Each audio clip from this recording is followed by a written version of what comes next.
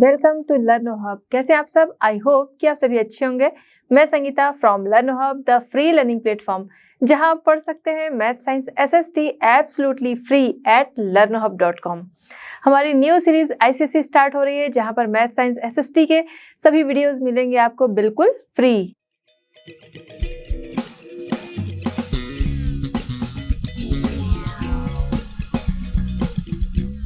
बच्चों, आज हम डिस्कस करेंगे आईसीएसई क्लास 6। टॉपिक हमारा है द इंडस वैली सिविलाइजेशन।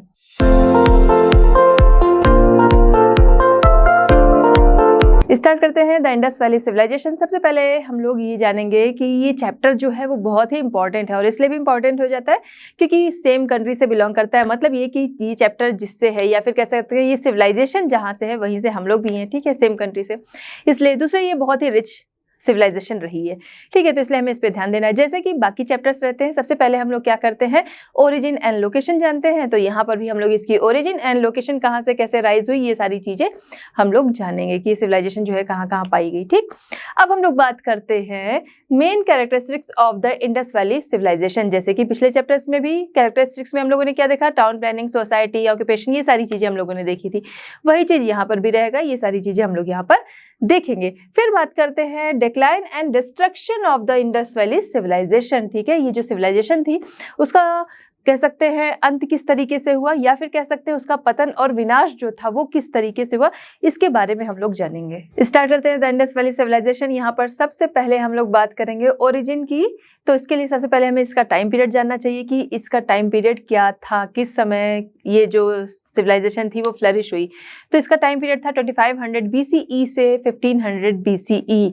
ठीक है बच्चों, इंडस वैली सिविलाइजेशन 2500 BCE से 1500 BCE। BCE before common area, यानी कि जीसस क्राइस्ट के पहले वाला जो टाइम पीरियड था उसे हम लोग BCE से शो करते थे। ठीक है, उनके बर्थ के बाद CE में उसे शो किया जाने लगा। यानी कि जो भी चीज़ें होती हैं उसमें हम लोग 2000 अगर प्लस कर देते हैं तो हमें ईयर्स जो है वो पता लग जाता है कि कितने साल पहले की सिविलाइजेशन थी ये, या कितने साल पहले की बात है। ओके, क्योंकि क्राइस्ट एरा जो है उससे 2000 जब हम लोग प्लस करेंगे तब वो चीज़ पता चलती है। ओके, क्योंकि अभी हम लोग क्या करते हैं, हम लोग CE लिखते हैं, क्राइस्ट एरा वाला टाइम। ठीक है, चलिए अब यहाँ पर बात करते हैं कि ये सिविलाइजेशन जो थी वो यानी कि कितने पहले की थी, 2000 प्लस कर देंगे, यानी कि 4500 ईयर एगो ये सिविलाइजेशन जो थी वो फ्लरिश हुई थी। यहाँ तक कोई डाउट्स नहीं। ओके, नेक्स्ट हम लोग चलते हैं कि ये जो सिविलाइजेशन थी इंडस वैली सिविलाइजेशन, इससे हम लोग हड़प्पन सिविलाइजेशन के नाम से भी जानते हैं। क्यों? क्योंकि यहाँ पर जो सिटीज़ पाई गई काफ़ी डेवलप थी आपकी हड़प्पा सिटी, और साथ ही साथ पहली सिटी जो मिली थी वो थी हड़प्पा, तो इसीलिए इसको हड़प्पन सिविलाइजेशन के नाम से भी जानते हैं। हड़प्पन सिविलाइजेशन जो थी इसकी खोज कब किसने की थी, क्वेश्चन यहाँ से बनता है, इसलिए आपको याद रहना चाहिए। तो इसकी खोज मिस्टर दयाराम साहनी ने 1921 में की थी। ओके, हड़प्पा जो सिटी थी इसकी खोज की थी मिस्टर दयाराम साहनी के द्वारा 1921। ओके, अब यहीं की दूसरी सिटी मोहनजोदारो, जिसकी खोज की थी मिस्टर राखाल दास बनर्जी, कब, 1922-23। यहाँ तक कोई डाउट्स नहीं। ओके, 21 में क्या था कि आपका हड़प्पा सिटी मिली थी, बस उसके बाद 22-23 जो है वो मोहनजोदारो। तो इसमें कोई कंफ्यूजन नहीं होनी है। ठीक है, किसके द्वारा, मिस्टर राखाल दास बनर्जी। ठीक है, अब क्या चीज़ था कि जब ये कह सकते हैं कि ये सिविलाइजेशन जो है इनका पता कैसे चलता है, क्या रहता है, तो हमारे आर्कियोलॉजिस्ट जो होते हैं वो हैं इसके लिए, वो हमें ये सारी चीज़ें बताते हैं। कैसे हुआ क्या था कि जैसे जगह जगह पे कुछ चीज़ें जब बनती हैं, ठीक है, कोई नई चीज़ें जब बनवाई जा रही हैं तो वहाँ पर जो ज़मीन होती है, लैंड होती है, उसकी खुदाई की जाती है। ठीक है, तो कुछ लेबर्स जो थे जब वो खुदाई कर रहे थे, उन्हें नीचे क्या था, ज़मीन के नीचे उन्हें क्या मिला, कुछ नीचे जाने पर उन्हें कुछ ईंटें मिली, ठीक है, जो कि पकी हुई ईंटें थी। तो उसके बाद क्या था कि ये बात जो थी वो आर्कियोलॉजिस्ट तक पहुंची कि बहुत सारी ईंटें जब मिलने लगी, ठीक है, तब वो बातें वहाँ पहुंची। फिर उसके बाद क्या हुआ कि जब वो लोग आए, सर्वे टीम आई, जब उन्होंने सर्वे किया तो बाकायदा वहाँ पर जब और ज़्यादा एक्सकेवेशन करते गए तो वहाँ बहुत सारे एविडेंस जो थे वो मिले, बाकायदा सिटी जो थी वो मिली, कि पता चला कि हाँ किस तरीके का स्ट्रक्चर था, ये सारा कुछ मिला। ठीक है, उतनी पुरानी सिविलाइजेशन थी, उसके ईंटें जो थी वो बिल्कुल सही कंडीशन में थी। उसके अलावा बहुत सारी चीज़ें जो थी वो भी मिली, एविडेंस जो थे, जो चीज़ें वो लोग यूज़ करते रहे होंगे, तो उससे सारी चीज़ें जो थी वो सामने आती गई। लेकिन अभी भी देखा जाए ठीक है, थोड़ा सा हम लोग यहाँ पर बात कर लेते हैं। अभी भी देखा जाए तो हिस्ट्री जो है ना, वो उसमें जितनी रिसर्च करो उतनी नई नई चीज़ें सामने आती हैं। तो हो सकता है आगे भी बहुत सारी ऐसी चीज़ें आए जो कि हमें पता नहीं है। ओके, चलिए फिलहाल अब आते हैं अपने टॉपिक पे। तो यहाँ पर हमने बात की हड़प्पा एंड मोहनजोदारो, किसने इनकी खोज की और कब की। अब इसके साथ ही एक ओल्ड मिथ जो था वो यहाँ पर टूटा। ओल्ड मिथ क्या था? ओल्ड मिथ ये था कि इंडियन हिस्ट्री जो है वो मानी जाती थी कि ये हिस्ट्री जो है इंडियन हिस्ट्री वो लगभग 2500 साल पहले की मानी जाती थी। अब जब ये सिविलाइजेशन मिल गई तब हमारी हिस्ट्री जो थी वो 2000 ईयर पहले चली गई, यानी 4500 ईयर पहले की मानी जाने लगी। ठीक है, तो यहाँ पर ओल्ड मिथ जो था वो टूटा, यही कि हमारी जो सिविलाइजेशन है वो और पीछे चली गई, यानी इंडियन सिविलाइजेशन जो है वो और इंडियन हिस्ट्री जो है वो और पहले की थी। ठीक है, अब बात करते हैं कि जो सील्स थी, सील्स यानी मुहरें जो यूज़ होती थी सामान लेने के लिए, ठीक है, ट्रेड वगैरह में यूज़ करते थे, तो वो यहाँ की सील्स जो है वो सुमेरियन सिटीज़ में पाई गई, जिससे कि पता चलता है कि जो मेसोपोटामियन थे उनके साथ इनका ट्रेड रिलेशन था, यानी कि फॉरेन ट्रेड भी इस समय होता था। ठीक है, ये चीजें यहाँ पर क्लियर होती हैं। बात करते हैं हम लोकेशन की। ठीक है, तो लोकेशन अगर हम देखते हैं, मोहनजोदारो, पहले जो वर्ड है इसका मीनिंग समझते हैं। इसका मीनिंग है माउंट ऑफ द डेड, यानी कि मृतकों का टीला। ओके, ठीक है, इसका मीनिंग ये है। क्वेश्चन ये ऐसे भी बन जाता है ना कि उसका मीनिंग बताओ, तो वो आपको पता होना चाहिए। अब मोहनजोदारो जो थे सिटी कहाँ पर पाई गई? ठीक है, चलिए हम लोग अब इसको यहाँ पर समझते हैं। देखिए, सबसे पहले क्या था कि ये जो सिविलाइजेशन थी इसे इंडस वैली सिविलाइजेशन इसलिए नाम दिया गया क्योंकि पहले जब इसकी खोज की गई तो पहले जो सिटीज मिली वो इंडस रिवर और उसकी जो ट्रिब्यूटरीज थी वहां पर पाई गई। लेकिन बाद में जब और ज्यादा एक्सकेवेशन हुए तो हम देखते हैं जो अभी का इंडिया है, ठीक है, क्योंकि पहले जो जहां पर मोहनजोदारो, हड़प्पा ये सारे पाए गए, ये भी पहले किस में था? इंडिया में ही था। बाद में वो पाकिस्तान के रूप में अलग हो गया, है ना। तो बाद में जब देखा गया कि सिर्फ इंडस रिवर और उसकी जो ट्रिब्यूटरीज हैं ये यहाँ पर गई हुई आपको दिख रही होंगी, तो सिर्फ यहीं तक ये सिविलाइजेशन नहीं डेवलप थी, ये इसके आगे भी, यानी कि इंडिया का जो नॉर्थ एंड वेस्ट वाला जो पार्ट था वहां पर भी ये सिविलाइजेशन जो थी वो डेवलप थी। ठीक है, अब बात करते हैं मोहनजोदारो। मोहनजोदारो जो कि आपकी कहाँ पर थी? इंडस रिवर, ठीक है, bank of the Indus river, Indus river के किनारे ये सिविलाइजेशन जो थी वो डेवलप हुई थी। डिस्ट्रिक्ट की बात करते हैं तो इसका डिस्ट्रिक्ट था लरकाना, ठीक है, लरकाना जो कि अभी के टाइम में पाकिस्तान में है। ओके, चलिए, अगर आपको दिख रहा हो क्लियर तो यहाँ पर ये वाला जो आपका पार्ट है, ठीक है, ये पार्ट है ना, ये पार्ट क्या है आपका? ये आपका इंडिया है अभी का, ठीक है, ये, और इधर आपका पाकिस्तान बन गया। तो ये देखो मोहनजोदारो जो है वो आपके पाकिस्तान में अभी चला गया। ओके, अब आगे चलते हैं। ये आपकी जो इंडस रिवर जा रही थी, ठीक है, अब हम लोग बात करते हैं इंडस रिवर की। तो इंडस रिवर और साथ में उसकी ट्रिब्यूटरीज जो हैं वो जा रही हैं। ठीक, अब जो इसकी ट्रिब्यूटरी है उसी में रावी आती है। तो रावी जो आपका हड़प्पा सिटी है, ठीक है, हड़प्पा सिटी की हम लोग बात करते हैं, ये रावी रिवर पर, रावी रिवर के किनारे ये डेवलप हुई। अभी अगर हम इसका स्टेट देखें तो पहले का जो वेस्ट पंजाब में मोंटगोमेरी था, ठीक है, वेस्ट पंजाब में मोंटगोमेरी जो कि अभी पाकिस्तान में है, ठीक है, वहां पर रावी रिवर के किनारे हड़प्पा जो थी सिटी वो डेवलप हुई। ठीक है, अब इसके बाद और भी सिटीज जो थी वो खोजी गई, हम उसके बारे में बात करते हैं। तो मोहनजोदारो जो थी वो लोकेटेड थी कहाँ? River Indus. हड़प्पा जो थी वो कहाँ पर थी? River Ravi, bank of the river Ravi.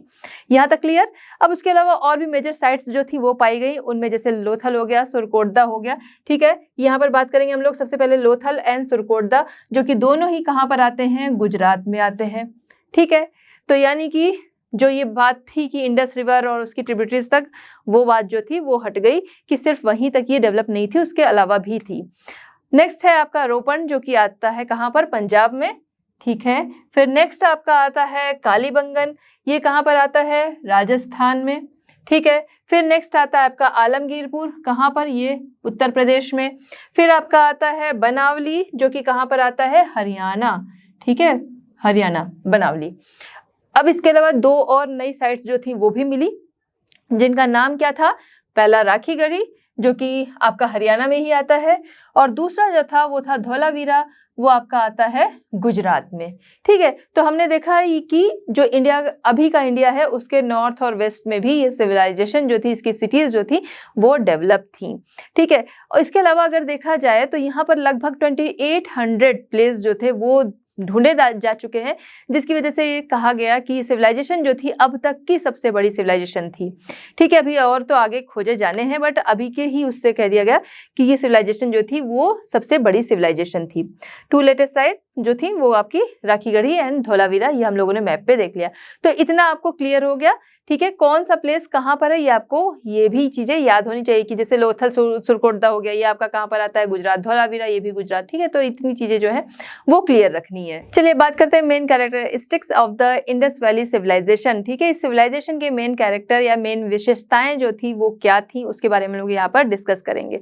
सबसे पहला, excavation shows that highly civilised people lived in this area, यानी कि ये सिविलाइजेशन कब की है, 4500 ईयर पहले की है। तो इसका मतलब कि 4500 ईयर पहले, ठीक है, कि बहुत ज्यादा सिविलाइज्ड लोग जो थे वो यहाँ पर रहते थे, बहुत ज्यादा सभ्य लोग जो थे वो यहाँ पर रहते थे। The gift of this civilisation its early cities to the world. ठीक है, इस सिविलाइजेशन का गिफ्ट क्या था कि इसने लोगों को, कह सकते हैं इसने दुनिया को पहले शहर दिए। पहले भी सिविलाइजेशन हम लोगों ने किसके बारे में पढ़ा था, मेसोपोटामियन पहले पढ़ा था। ठीक है, तो मेसोपोटामियन सिविलाइजेशन तो थी, बट वो क्या थी, वहां पर सिटीज जो थी उस तरीके से डेवलप नहीं थी। ठीक है, यहाँ पर बहुत ज्यादा डेवलप सिटी थी। ठीक है, तो हाईली डेवलप्ड सिटीज जो थी वो इसने ही वर्ल्ड को दिया इस सिविलाइजेशन ने। ठीक है, इसकी जो फर्स्ट टाउन प्लानिंग जिस तरीके की इसकी थी वो अपने आप में फर्स्ट थी। ठीक है, पहली थी। अच्छा, इसके अलावा हम अगर बात करते हैं जो मेसोपोटामियन सिविलाइजेशन के बारे में हमने पढ़ा, उसका टाइम पीरियड क्या था। मेसोपोटामियन सिविलाइजेशन का टाइम पीरियड था 3500 BCE से आपका 600 BCE। ठीक है, ठीक है। अब हम बात करते हैं इस सिविलाइजेशन की, इसका टाइम पीरियड क्या था, 2500 BCE से आपका 1500 BCE। ठीक है, तो यहाँ पर हमें क्या समझ में आ रहा है, यहाँ पर ये समझ में आ रहा है ये दोनों सिविलाइजेशन जो थी वो सेम टाइम की थी। ठीक है, आपकी जो इंडस वैली सिविलाइजेशन है जरूर जो मेसोपोटामियन सिविलाइजेशन थी उससे बाद में आई, लेकिन फिर भी हम क्या देखते हैं कि जो टाइम पीरियड जो था, यानी कि दोनों एक टाइम में थी, तभी क्या है इनके एक दूसरे से ट्रेड के भी पता चलता है। ठीक है, ट्रेड के बारे में पता चलता है।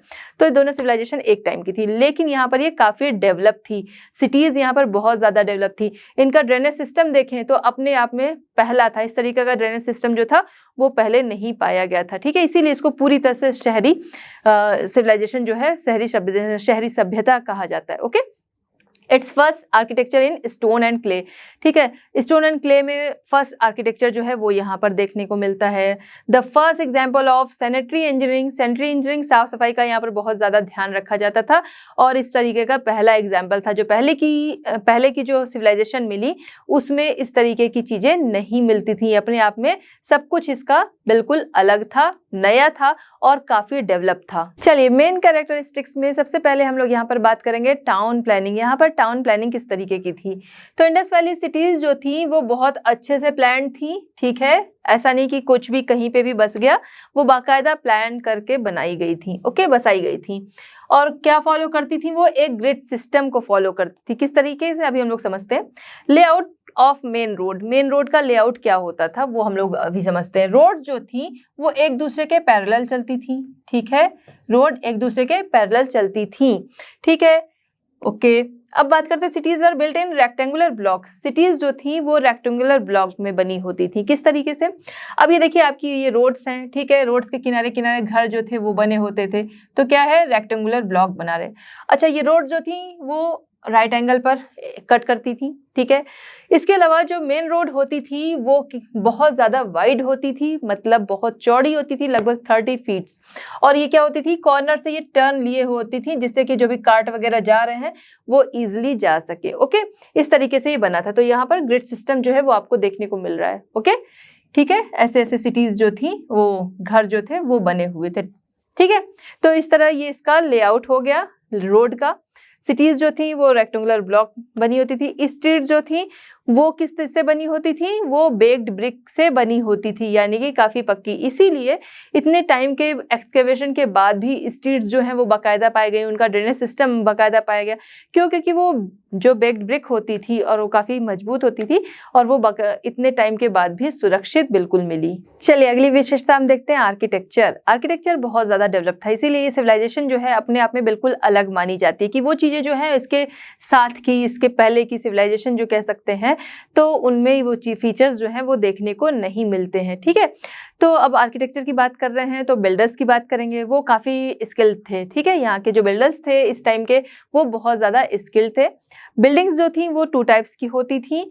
कौन कौन से? पहला ड्वेलिंग हाउसेज, दूसरा आपका था पब्लिक बिल्डिंग। ठीक है, ड्वेलिंग हाउसेज जहाँ पर लोग रहा करते थे यानी रिहायशी एरिया हो गया, एंड बात करते हैं पब्लिक बिल्डिंग की जहाँ पर बाकी लोग भी जो है वो जा सकते थे। सबसे पहले हम लोग आते हैं ड्वेलिंग हाउसेज। ड्वेलिंग हाउसेज जो घर बने होते थे अलोंग द रोड बने होते थे, अभी हम लोगों ने पहले उसके बारे में डिस्कस किया। ठीक है, अब घर किस तरीके के होते थे अगर इसकी बात हम लोग करते हैं, ठीक है, तो घर जो होते थे वो किस तरीके के होते थे? जैसे क्लासिफिकेशन होता है ना, upper class, lower class, middle class, ठीक है, एवरेज जिनको कह सकते हैं, तो उसी तरीके से घर भी बने होते थे। कुछ घर जो होते थे वो डबल स्टोरी वाले होते थे, कुछ होते थे सिर्फ 2 कमरों के होते थे। ठीक है, तो इस तरीके से घर जो होते थे वो बने होते थे। रूफ जो होती थी वो इनकी फ्लैट होती थी।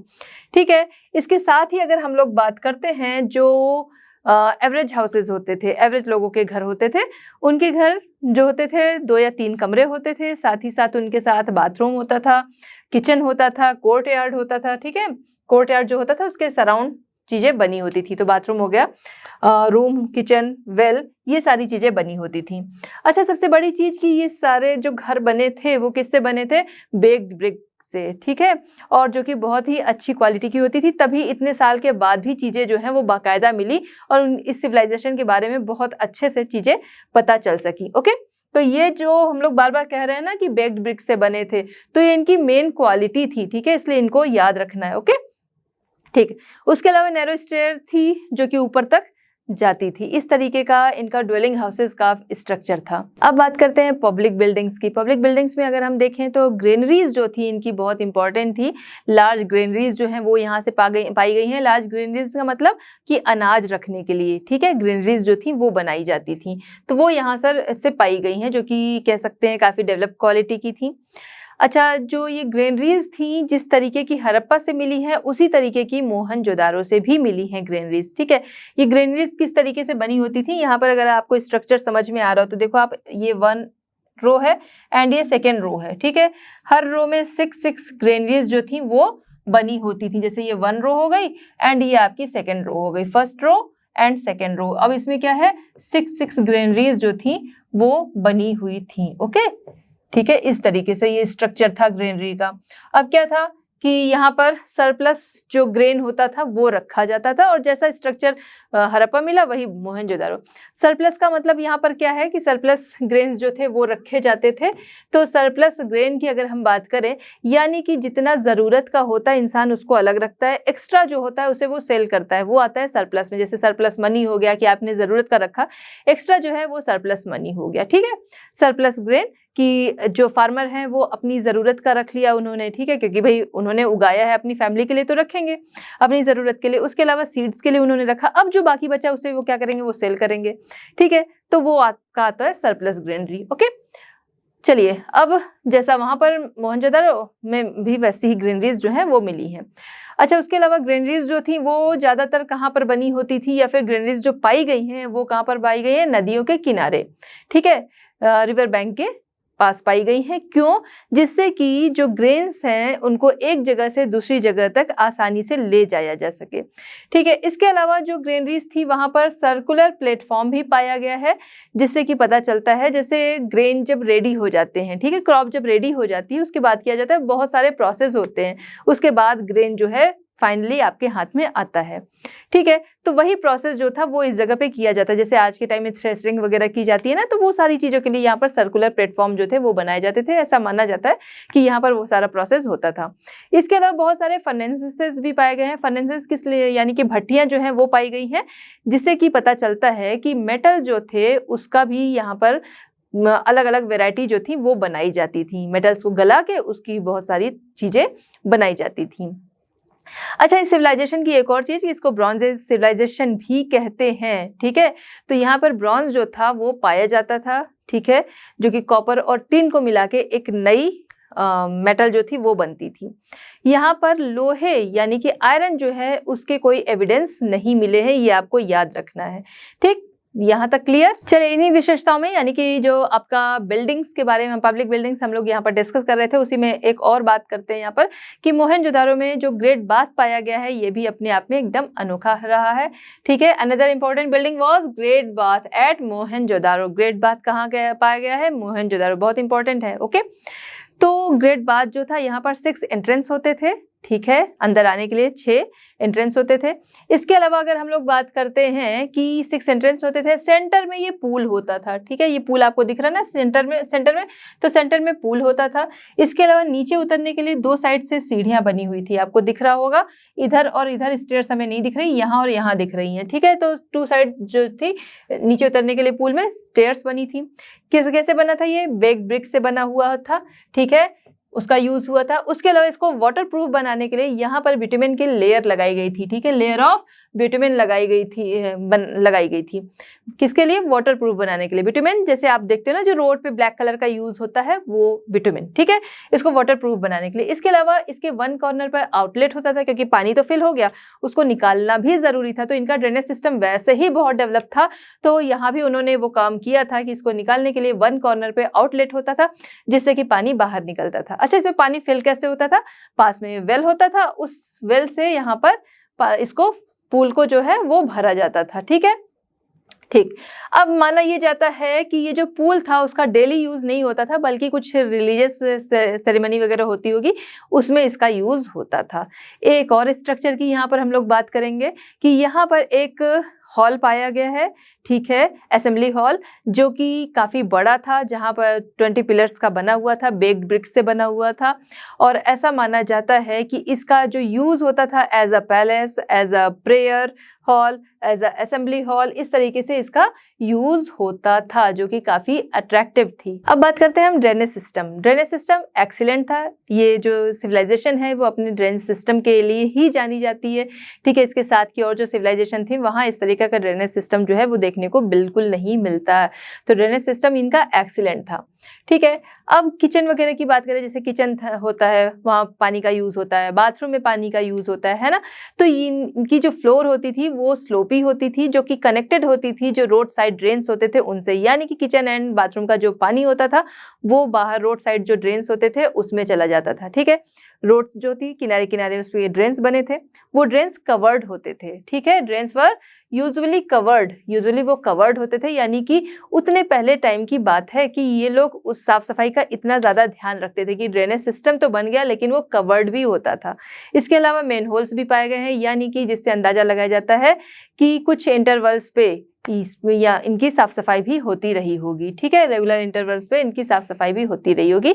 ये सारी चीज़ें प्रूव करती हैं कि ये लोग सैनिटेशन क्लीननेस पे बहुत ज़्यादा ध्यान देते थे, साफ सफाई पे बहुत ध्यान देते थे। अब बात करते हैं सोसाइटी। इसमें सोशल स्ट्रक्चर किस तरीके का इनका था, तो यहाँ पर बहुत सारे सोशल ग्रुप्स जो थे वो बने हुए थे। जैसे एक हो गया आपका रॉयल वगैरह जिसमें आते हैं। ठीक है, फिर आगे आपका मर्चेंट्स हो गए, ट्रेडर्स हो गए, फार्मर्स हो गए, लेबर्स हो गए। ठीक है, इस तरीके से अलग अलग ग्रुप्स में सोसाइटी जो थी वो डिवाइड थी। चलिए बात करते हैं हम लोग फूड की। फूड देखें तो व्हीट जो था मेन स्टेपल फूड था। इसके अलावा ये लोग वेजिटेबल्स, ठीक है, फ्रूट्स, मस्टर्ड, ये सारी चीज़ें भी ग्रो किया करते थे। ठीक है, तो मेन जो था वो क्या था, वो व्हीट था।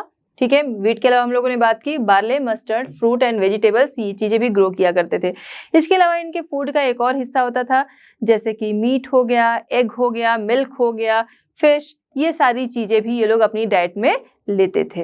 चलिए बात करते हैं dress and ornaments. Dress and ornaments में देखते हैं तो वो लोग, क्योंकि पहले हम ड्रेस की बात करते हैं, तो ड्रेस वो लोग वुलन, कॉटन ऐसे यूज़ करते थे। ठीक है, वुलन एंड कॉटन जो ड्रेस वो पहनते थे, अपर एंड लोअर दोनों तरीके के। ठीक है, तो जैसे मेन जो होते थे वो धोती टाइप का पहनते थे, एंड विमेन जो होती थी वो स्कर्ट वगैरह का यूज़ किया करती थी। ठीक है, दोनों ही मेन एंड विमेन जो थी दोनों ही क्या करते थे, ऑर्नामेंट्स का यूज़ किया करते थे। ठीक है, जैसे कि एमुलेट्स हो गया, नेकलेस हो गया, ये सारी चीज़ें। ठीक है, necklace, amulets and finger ring, इन चीज़ों का यूज़ किया करते थे। एमुलेट्स क्या है, ताबीज़ जिसे हम लोग कहते हैं ना, ये सारी चीज़ें वो लोग पहना करते थे। विमेन जो होती थी, इसके अलावा जैसे हिप चेन हो गया, एंकलेट्स हो गए, बैंगल्स हो गए, इन सारी चीज़ों का भी यूज़ करती थी।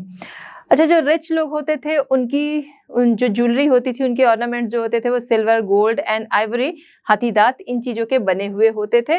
और जो पुअर होते थे उनकी ज्वेलरी किससे बनी होती थी? उनकी ज्वेलरी जो शेल्स हो गए, बोन्स हो गए, इनसे बनी होती थी, या फिर कॉपर, इनसे बनी हुई होती थी। अब इनकी हेयर स्टाइल की बात करें, हेयर स्टाइल किस तरीके की होती थी? तो पहली चीज़ की जो मेन होते थे वो बियर्ड रखते थे, ठीक है। अभी आप आगे भी देखोगे कि स्टैचू जो मिला है तो उसकी बियर्ड है, तो उससे अंदाजा लगाया जाता है कि वो लोग बियर्ड रखते थे। एंड जो उनके हेयर होते थे उनको पीछे बिल्कुल वो पीछे की तरफ चिपका के कह सकते हैं, जैसे भी इस तरीके से वो कॉम्ब किया करते थे। हेयर छोटे भी होते थे, बड़े भी होते थे, दोनों तरीके के होते थे। जो विमेन होती थी उनके जो हेयर थे वो बाकायदा टाइटली नॉट किए जाते थे, जिसमें हेयर पिन वगैरह का वो यूज़ किया करती थी, ठीक है। तो इस तरीके से ये हमने देखा उनका ड्रेस एंड ऑर्नामेंट्स किस तरीके का था। चलिए अब बात करते हैं रिक्रिएशन एंड अम्यूजमेंट। अब जो हम लोग देखते हैं ना, जिन्हें हम लोग इंडोर गेम कहते हैं, तो ऐसे गेम का ये लोग यूज़ किया करते थे बाहर, ठीक है, आउटडोर गेम के लिए, ठीक है। आउटडोर गेम के लिए ये लोग प्रेफर करते थे जो कि इंडोर गेम है।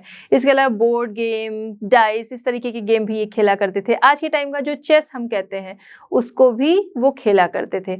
बच्चों के टॉयज अगर देखें तो उसमें बहुत सारी वेराइटीज आती थी, जैसे डॉल्स हो गई, एनिमल्स हो गए जिनके मूवेबल हेड होते थे, ठीक है। इसके अलावा व्हील वाले कार्ट वगैरह जो थे वो उनके खिलौने होते थे, ठीक है। इसके अलावा रैटल्स हो गए, ये सारी चीज़ें, ये सारे टॉयज बच्चों के खेलने के होते थे। किससे बने होते थे? तो ये सब ज़्यादातर टेराकोटा हो गया, ठीक है, बेक्ड क्ले जो हो गई, इन सब चीज़ों से बने हुए होते थे, ठीक है। Generally made of baked clay और टेराकोटा, इनसे बच्चों के खिलौने बने होते थे। अब बात करते हैं ऑक्यूपेशन। ऑक्यूपेशन में देखा जाए तो agriculture, trade, art and craft, ठीक है, कई चीज़ें होती हैं।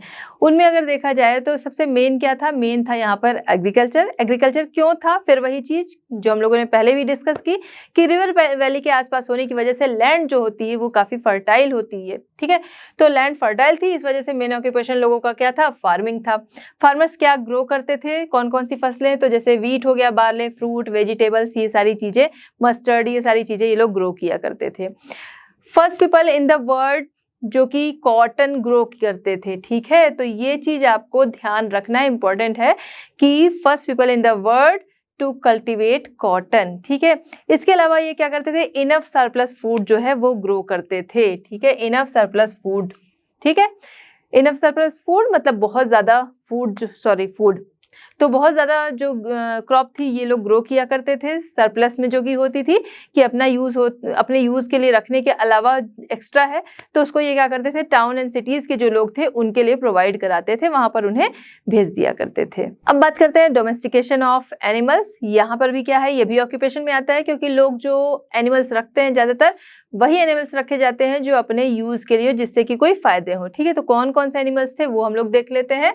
Goats, sheep, buffaloes, elephants, humped bull were domesticated, ठीक है। इनको डोमेस्टिकेटेड किया जाता था। साथ ही साथ डॉग्स एंड कैट्स जो थे वो एज अ पेट रखे जाते थे। अब बात करते हैं art and craft. Art and craft की बात करें तो क्राफ्ट पर्सन जो थे वो एक्सीलेंट स्किल्ड होते थे, ठीक है। बहुत ज़्यादा स्किल्ड होते थे। तरह तरह की पॉटरीज वगैरह वो बनाते थे, ठीक है। जो व्हील होता है, ठीक है, व्हील जो होता है उसका यूज़ करके पॉटर्स जो थे बहुत टाइप की पॉटरीज बनाया करते थे। जो इनके पॉट्स होते थे वो कैसे होते थे? डिज़ाइन तो उन पर बनी होती थी, उसके साथ ही साथ वो ग्लेज्ड होते थे, चमकदार होते थे, ठीक है। इसके अलावा वहाँ से मिली है क्या? फीमेल फिगुरिन, यानी कि फीमेल की एक मूर्ति मिली है, ठीक है, जिससे कि माना जाता है कि ये उनकी मदर गॉडेस की मूर्ति है, ठीक है। इसके अलावा new the art of using metals का भी ये यूज़ करना जानते थे, और इसलिए हमने अभी पहले भी डिस्कस किया कि फर्नेस वगैरह भी होती थी जहाँ पर पता चलता है कि मेटल्स का यूज़ करते थे। तो मेटल से भी बहुत सारी चीज़ें ये लोग बनाया करते थे, फिर उन चीज़ों को आगे ट्रेड किया करते थे। अब बात करते हैं सील्स, यानी कि मुहरें। तो अगर सील्स की हम लोग बात करते हैं, ये बहुत ज़्यादा इंफॉर्मेटिव होती हैं किसी भी कल्चर, किसी भी टाइम पीरियड के बारे में बताने के लिए। देखिए अगर सील्स की हम लोग बात करें, ठीक है, उस पर अलग अलग डिज़ाइन बनी होती है, अलग अलग शेप की होती है, अलग अलग मटेरियल की बनी होती है ना। तो उस समय ये पता चलता है कि अच्छा उस समय में ये जो मेटल था वो चलता था, या फिर उस समय में इस तरीके से सील्स जो थी वो बनाई जाती थी। उस पर डिज़ाइंस हमने देखा, जैसे अलग अलग एनिमल्स बने हैं, ठीक है। उस समय जो हम लोग देखें हड़प्पन सिटीज़ जो हैं, या फिर जो आपकी इंडस वैली सिविलाइजेशन है, इनसे जो सील्स पाई गई हैं, अगर हम लोग इनकी बात करें तो इनमें जैसे कि एनिमल्स बने हैं, ह्यूमन बने हैं। एनिमल में देखा जाए तो एलिफेंट, टाइगर, राइनो, हम बुल, ठीक है, इस टाइप के जो एनिमल्स हैं वो बने हुए। तो उससे एक आइडिया लग जाता है ना कि ये एनिमल्स उस समय में हुआ करते थे। ठीक है, मान लीजिए ये सील है, इसी में क्या है, कोई बहुत अच्छा सा पैलेस जो है वो बना हुआ है, तो उस समय एक अंदाजा लग जाएगा कि अच्छा उस समय में ऐसे पैलेस होते थे। भाई होते थे तभी उन लोगों ने देखा और बनाया, है ना। तो ये क्या है कि ये इससे किसी भी पीरियड, टाइम पीरियड का कल्चर और जो उस समय के लोग जिस तरीके के रहे होंगे, जो उनका पहनावा रहा होगा, जो उनकी आर्ट रही होगी, उन सब की इंफॉर्मेशन मिलती है। ठीक है, तो इसलिए सील्स जो होती हैं वो बहुत ही वैल्यूएबल सोर्स होती हैं। ठीक है, लाइफ एंड कल्चर की इंफॉर्मेशन के लिए रिवील करते हैं ये सारी चीजें। ठीक है, ये कि किसमें रिलीजियस बिलीफ जो रहा होगा वो कैसा रहा होगा, ये सारी चीजें इससे पता चलती हैं। ठीक, इसके अलावा इन पे हम देखते हैं कुछ सिंबल्स भी बने होते हैं, कुछ लिखा भी होता है। ठीक है, तो उससे भी बहुत सारी चीजें पता चलती हैं। अब जो ये आपकी हड़प्पन सिविलाइजेशन है, यहाँ से जो सील्स मिली है, इन पे जो सिंबल्स बने हैं, जो इनकी स्क्रिप्ट लिखी गई है, उसे अभी पढ़ा नहीं जा सका है। अगर उनको पढ़ लिया गया, ठीक है, अगर इन चीजों का मतलब समझ में आ गया तो जाहिर सी बात है बहुत सारी चीजें जो है वो रिवील होंगी। ठीक है, मोर देन 2000 सील्स, ठीक है, मोर देन 2000 सील्स जो है वो अलग अलग साइट से पाई गई हैं यहाँ की। ठीक है, they were made of clay, soapstone and copper, इनसे वो बनी होती थी। ठीक है, इसके अलावा शेप्स की बात करें तो ये अलग अलग शेप्स की भी होती थी, जैसे कि स्मॉल हो गई, फ्लैट हो गई, रेक्टेंगल हो गई, स्क्वायर हो गई, अलग अलग शेप्स की सील्स जो थी वो मिलती थी। ठीक है, the figures of human and animals were engraved on them. ठीक है, तो अभी हम लोगों ने बात की कि अलग अलग ह्यूमन एंड एनिमल्स के फिगर्स जो थे वो बने हुए होते थे। अब बात करते हैं हम लोग रिलीजन अगर देखें तो यहाँ से कोई टेम्पल्स जो हैं वो नहीं मिले हैं। ठीक है, no temples has been found among the object of the ruin. ठीक है, इसके अलावा बात करें clay idols of female deity, हम लोगों ने पहले भी बात की कि एक फीमेल फिगुरिन मिली है, फीमेल की मूर्ति मिली है जो कि एज अ गॉडेस मानी गई है। तो फीमेल की जो क्ले की मूर्ति जो है वो पाई गई है। ठीक है, इसके अलावा पशुपति स्टैचू पाया गया है। पशुपति स्टैचू मतलब कोई पर्सन है जो कि कुछ यौगिक मुद्रा में बैठा हुआ है और उसके सराउंड बहुत सारे एनिमल्स जो हैं वो बैठे हुए हैं। ठीक है, उसे एज अ पशुपति माना गया है कि वो लोग उसकी वर्शिप करते रहे होंगे। उसके अलावा पीपल ट्री जो था उसकी वो लोग वर्शिप किया करते थे। आज के टाइम में भी पीपल ट्री की वर्शिप होती है, तो वो लोग भी वर्शिप किया करते थे। इसके अलावा यूज ऑफ एमुलेट्स का भी वो लोग यूज करते थे, यानी कि ताबीज वगैरह। उनका मानना था कि ये उनके लिए लकी चार्म है, जो एविल स्पिरिट्स हैं या फिर कह सकते हैं बुरी आत्माएं हैं, उनसे उन्हें वो बचाएगा, तो इसलिए ताबीज का वो लोग यूज किया करते थे। Believe in life after death पे उनका विश्वास था। जैसा कि हम लोगों ने अभी इजिप्ट वाले में पढ़ा था कि वहाँ पर डेड बॉडी के साथ चीज़ें मिली हैं, तो उनका विश्वास था। उसी तरह यहाँ भी जो डेड बॉडीज़ थी उनके साथ वेसल्स, ऑर्नामेंट्स, ये सारी चीज़ें पाई गई हैं, जिससे कि अंदाज़ा लगता है कि ये लोग विश्वास करते थे कि मृत्यु के बाद भी एक जीवन है। ओके, इसके अलावा जो इनके डेली यूज की चीजें होती थी उनके साथ ऐश एंड बोन्स भी मिले हैं, जैसे कि हमारे यहाँ अंतिम संस्कार होते हैं, तो ऐसा माना जाता है कि इस तरीके भी ये लोग करते होंगे, जिसकी वजह से इन चीजों को वो पवित्र मान के अपने साथ रखते होंगे। Decline and destruction of the Indus valley civilisation next topic हमारा है, एंड साथ ही साथ लास्ट टॉपिक है कि ये जो सिविलाइजेशन था उसका अंत कैसे हुआ। ठीक है, विनाश एंड पतन जो था वो किस तरीके से हुआ, इसकी बात करेंगे। एक सिविलाइजेशन जो कि हमने देखा इतनी ज़्यादा डेवलप थी कि सारी चीज़ें वहाँ पर थी। ठीक है, कि ड्रेनेज सिस्टम भी अच्छा है, चीज़ों का यूज़ भी वो अच्छा कर रहे हैं, क्रॉप भी अच्छी ग्रो कर रहे हैं, सब कुछ होते हुए भी क्या ऐसा कारण था जिसकी वजह से ये सिविलाइजेशन जो थी, जो कि लगभग 1000 ईयर तक फ्लरिश हुई, उसके बाद ये खत्म हो गई। ठीक है, आइए समझते हैं कौन कौन से कारण थे। 1000 ईयर आपको समझ में आया कि 1000 ईयर तक ये फ्लरिश हुई।